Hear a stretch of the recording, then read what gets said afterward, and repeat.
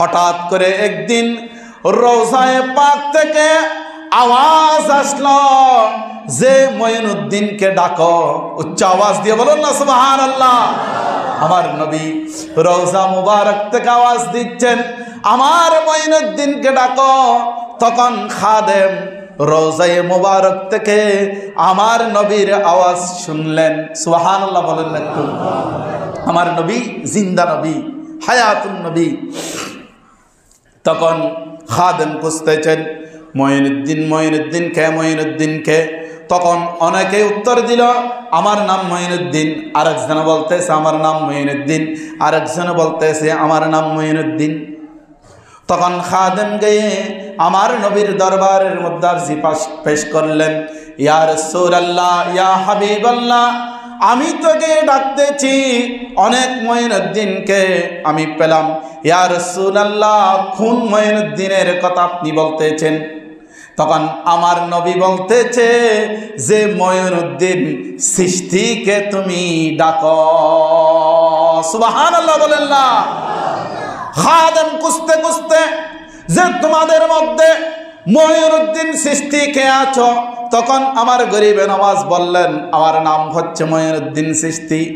তখন আমার নবীর দরবারের মধ্যে নিয়ে গেলেন, সালামি পেশ করলেন বাহির থেকে। তখন আমার নবী আওয়াজ দিচ্ছে, আই মঈনুদ্দিন, তুমি বাহির থেকে আমাকে সালাম দিও না, তুমি আমার রওজা মুবারকের মধ্যে ঢুকে যাও। সুবহানাল্লাহ বলেন না। আমার রওজা মুবারকের ভিতরে আসো। যখন ভিতরে গেলেন, আমার গরিব নওয়াজ বন্দ নওয়াজকে বললেন, মঈনুদ্দিন, তুমি আর এই ভারতবর্ষের, তুমি আর এই মদিনাতুল মুনাওয়ারার মধ্যে থাকবে না, মদিনায়ে তৈয়বার মধ্যে থাকবে না। তোমার জন্য আল্লাহর পক্ষ থেকে দায়িত্ব দিচ্ছি আমি, যেই কালিমাকে উড্ডয়ন করার জন্য, যেই ইসলাম নিয়ে, যেই দিন নিয়ে, যেই ইসলাম নিয়ে আমি নবী এসেছি, ওই দিন প্রচার করার জন্য তোমাকে ভারতবর্ষের মধ্যে যেতে হবে। উচ্চ আওয়াজ দিয়ে বলুন না সুবহানাল্লাহ। তখন গরিব নওয়াজ আরজ করলেন, ইয়া রাসূলুল্লাহ, ইয়া হাবিবাল্লাহ, ভারতবর্ষ হিন্দুস্তান এটা কোন জায়গা? আমি কোনোদিন দেখি নাই, আমি কোনোদিন চিনি নাই। ইয়া রাসূলুল্লাহ, আমি কিভাবে ভারতবর্ষের মধ্যে যাব? আমার নবী সাথে সাথে রওজা মুবারক থেকে একটি আনার ফল আমার গরিব নওয়াজকে দিলেন। আমার নবী দিতে পারেন কিনা একটু আওয়াজ দিয়ে বলেন না। আমার নবী রওজা পাক থেকে গরিবে নওয়াজকে একটি আনার দিলেন। আমার নবী তাকে বললেন, I Gharibe Nawaz, I Moinuddin, এই আনার তোমাকে দেখিয়ে দেবে যে তুমি আজমির, হিন্দুস্তানের আজমির কিভাবে যাবে। এই আনার দেখলে এই আনার তোমাকে ফল বাতলিয়ে দেবে। উচ্চ আওয়াজ দিয়ে বলুন না সুবহানাল্লাহ।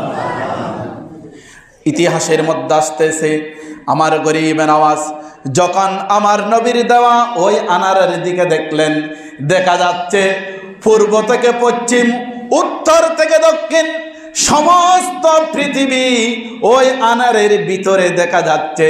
উচ্চ আওয়াজ দিয়ে বলুন না সুবহানাল্লাহ, আল্লাহু আকবার।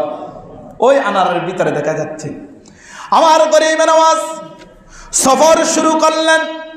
সফরের মধ্যে অনেকেই গরিবে নওয়াজের কারামত দেখে, গরিবে নওয়াজের শরাফত দেখে অনেকে বায়াত হয়ে প্রায় 40 জন আল্লাহর ওলি নিয়ে তিনি সফর করলেন। সফর করতে করতে লাহোরের মধ্যে আসলেন। লাহোরে এসে দাতা গঞ্জবক্স লাহোরি রহমতুল্লাহ আলাইহির কদমের মধ্যে 40 দিন পর্যন্ত সিল্লা করলেন। উচ্চ আওয়াজ দিয়ে বলুন না সুবহানাল্লাহ। এবার দিল্লি আসলেন। সংক্ষেপে বলতেছি, দিল্লি আসার পরে গরিবে নওয়াজ তখন ওই যুগের মধ্যে এখন যেভাবে ভারতের দিল্লি ভারতের রাজধানী, ওই সময়ের মধ্যে গোটা হিন্দুস্তানের রাজধানী ছিল, রাজনৈতিক রাজধানী ছিল আজমির। আমার গরিবে নওয়াজকে ওই আজমিরের মধ্যে যেতে হবে। এইদিকে তারা যারা তারকা নিয়ে গবেষণা করে এদের মাধ্যমে রাজা জানতে পারলো যে একজন দরবেশ আসতেছে, যে ওই দরবেশ তোমার মসনদ, তোমার ক্ষমতা ধ্বংস করে দেবে।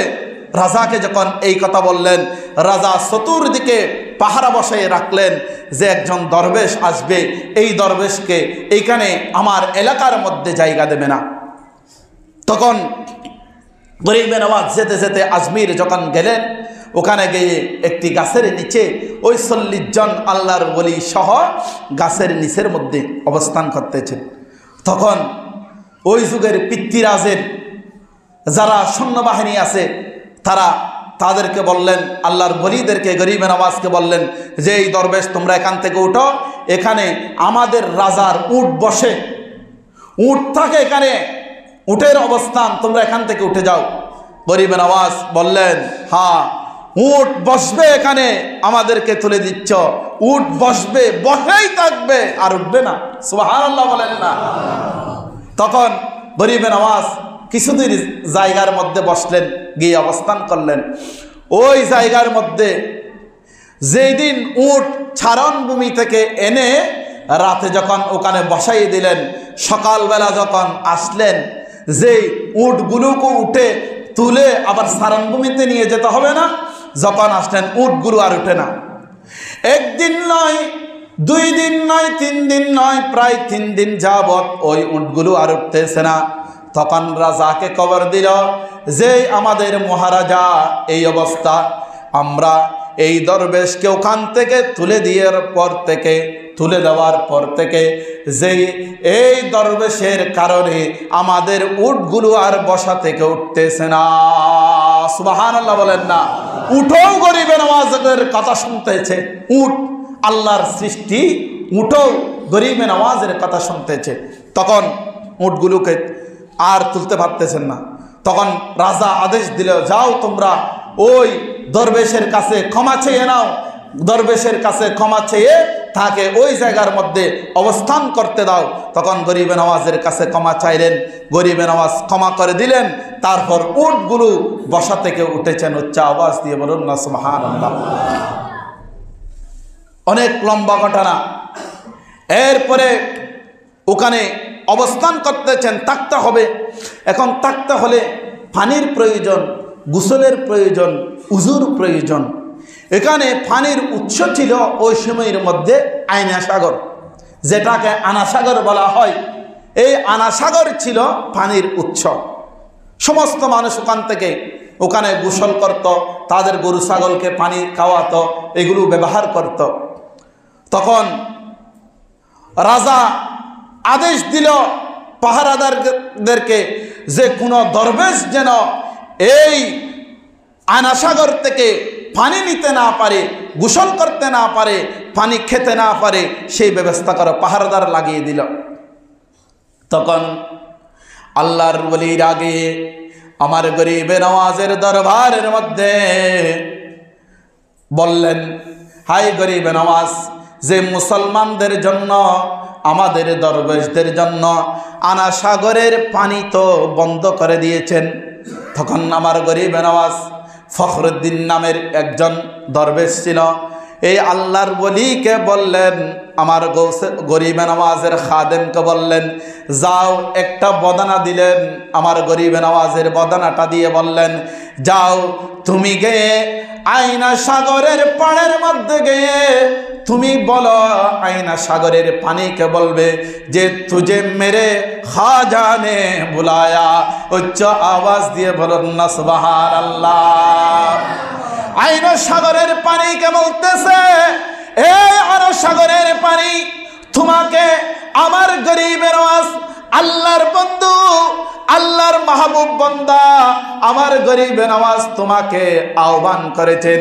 এই কথা বলার সাথে সাথে সমস্ত আয়না সাগরের পানি গরিবে নওয়াজের লুঠার মধ্যে, গরিবে নওয়াজের বদানার মধ্যে চলে আসলো। গরিব নওয়াজের বদানার মধ্যে চলে আসলো।